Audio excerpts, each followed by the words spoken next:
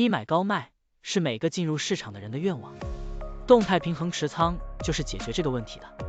举个例子，就是保持现金和股票始终是50%比50%，当价格下跌的时候就买入一些，当价格上涨的时候就卖出一些。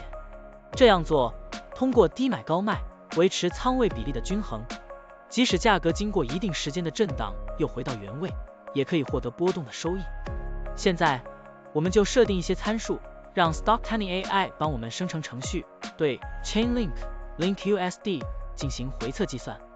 设定参数如下：检查间隔，每周五按照收盘价检查一次；价格梯度，每变化10%就启动买入或者卖出操作；运行时间从2023年1月1日到2024年4月30日；交易手续费设定为0.30%。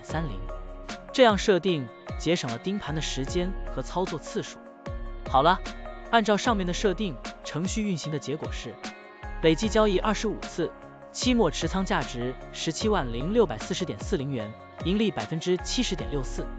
相比持仓不动，多盈利负79.67%。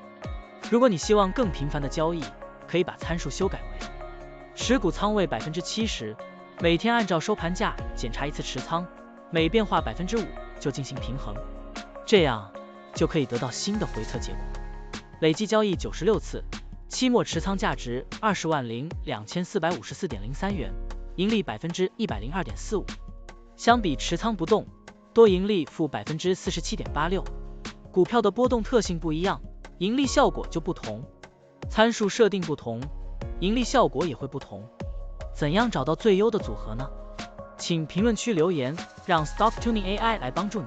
股票调优 AI， 利用 AI 技术赋能您的股票选择与操作。本站内容不构成对任何人的投资建议，您应当基于自己的独立判断做出决策。